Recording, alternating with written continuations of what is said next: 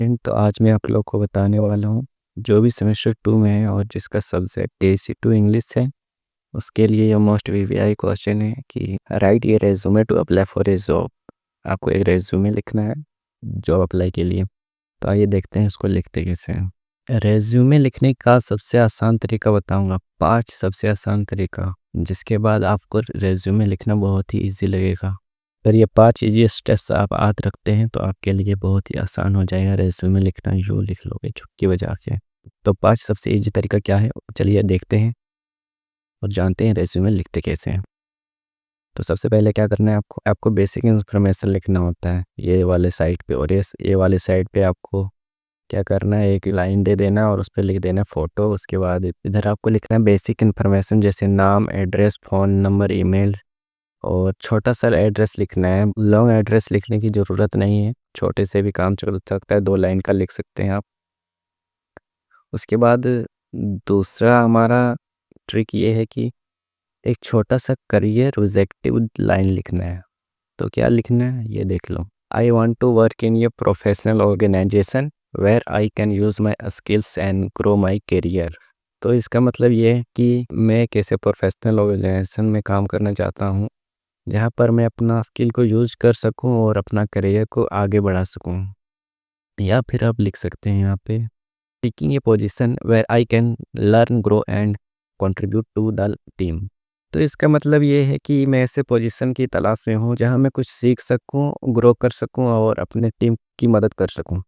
तो ये 2 लाइन आपको याद रखना पड़ेगा, इसके बिना रिज्यूमे इनकम्प्लीट हो जाएगा। तो ये इजी है, तो ये आप याद कर लोगे, हमको पता है। तीसरा स्टेप ये है कि आपका एजुकेशन क्वालिफिकेशन है क्या। तो लिखना है आपको यहाँ पे बीए दिल्ली यूनिवर्सिटी, आप जहाँ पर भी हैं, जैसे कि आप अभी झारखंड में, तो बीए आपको बीए भीवी यूनिवर्सिटी 2023 या 24 जो भी है, और आपको यहाँ पे परसेंटेज लिख लेना है। और 12th कंप्लीट किए सीबीएसई या फिर जैक से, वो आप यहाँ पे लिख सकते हैं। और कौन से ईयर्स में किए हैं वो भी आपको यहाँ पे लिखना होगा। और 12th में आपका जितना भी परसेंट आया है वो आप यहाँ पे लिख सकते हैं, ठीक है। और उसके बाद आप यहाँ पे लिख देना आपको 10th का, जैक या सीबीएसई जिससे भी किए हैं, कौन से ईयर में किए हैं, और वहाँ 10th में आपका कितना परसेंटेज आया है वो भी आप लिख सकते हैं। ये तो ईजी तरीका है, इतना तो आपको याद ही होगा।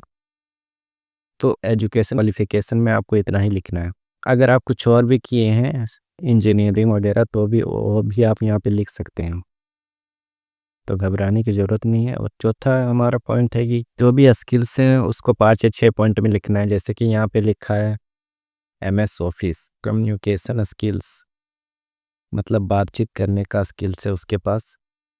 टाइम मैनेजमेंट, टाइम को कैसे मैनेज करते हैं वो भी एक स्किल्स में आता है। तो बेसिक कंप्यूटर जैसे बेसिक नॉलेज, अगर आप कोई भी कंपनी में जॉब करना चाहते हैं आप, तो आपको बेसिक कंप्यूटर स्किल्स आना बहुत ज़रूरी है आज के टाइम पे, क्योंकि सारा काम आजकल कंप्यूटर पे होता है। तो आपको बेसिक कंप्यूटर स्किल्स होना बहुत ज़रूरी है।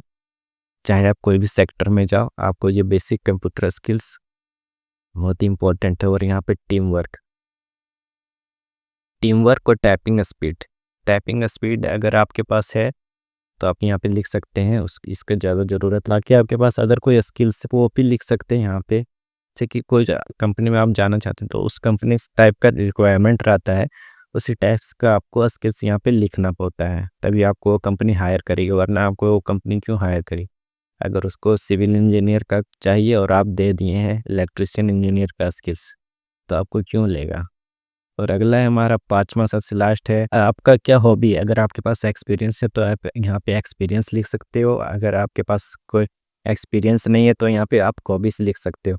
तो अगर आपके पास दोनों है तो इधर लिख दीजिएगा आप एक्सपीरियंस और इधर लिख दीजिएगा आप हॉबीज़। तो दोनों ही, अगर दोनों लिख लेंगे तो और भी ज़्यादा अच्छा रहेगा।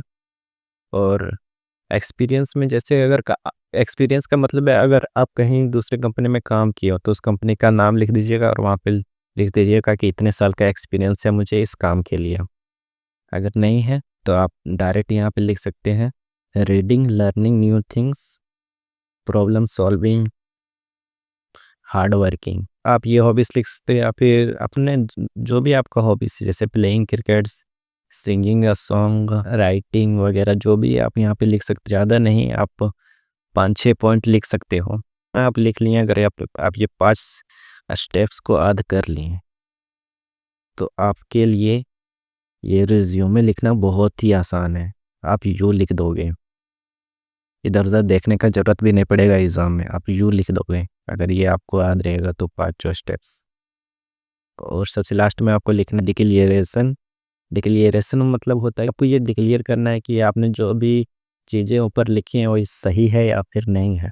तो यहाँ पे लिखा है जैसे कि I hereby declare that the information provided above is true and correct to the best of my knowledge. तो इसका मतलब ये जो कि मैंने यहाँ पे अपना इंफॉर्मेशन प्रोवाइड किया है वो सारे करेक्ट है और सही है। यहाँ आपको डेट डाल देना है जिस दिन आप ये रेज्यूमे अप्लाई करोगे और नीचे अपना एक सिग्नेचर कर लेना है। ये तो हो गया हमारा 5 ट्रिक्स।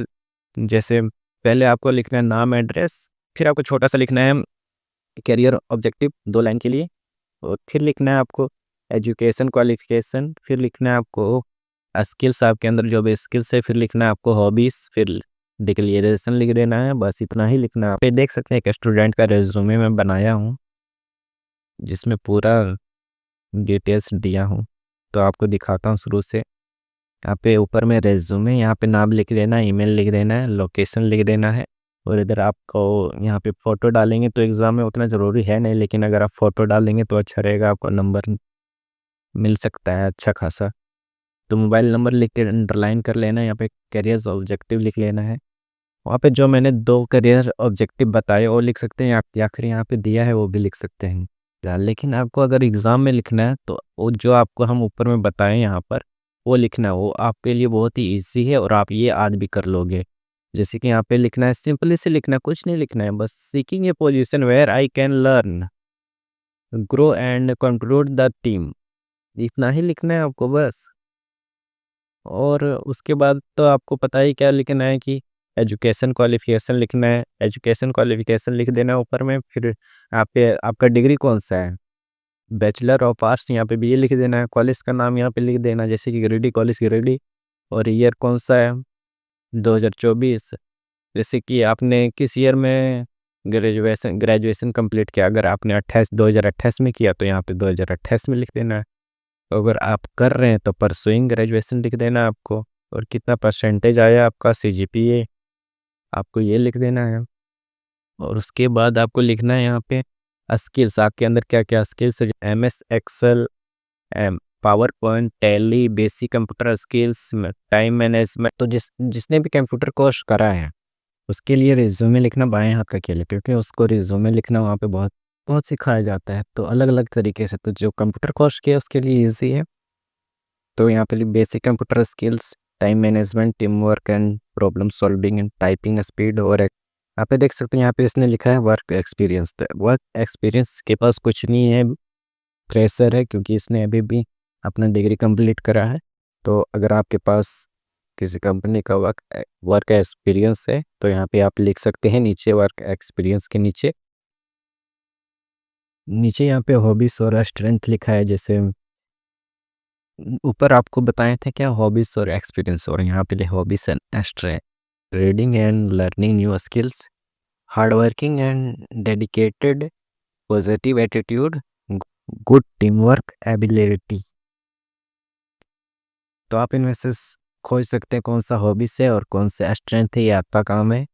और आप अपने हिसाब से लिख दीजिएगा, कोई दिक्कत वाली बात नहीं। और डिक्लेरेशन में आपको लिख देना है यहाँ पे, ऊपर भी बताएं यहाँ भी बताएं, फिर से देख लीजिए। आशा करता हूँ आपको ये वीडियो पसंद आया होगा। रिज्यूमे लिखने में आपको अब एग्ज़ाम में कोई दिक्कत नहीं होगा। अगर आपको कोई कन्फ्यूज़न है तो आप बता सकते हैं। बाकी आपको ये PDF चाहिए तो टेलीग्राम में दे दूँगा, टेलीग्राम का लिंक आपको यहाँ पे दे दूँगा कॉमेंट में। आई होप ये वीडियो आपके लिए खुल रहा होगा।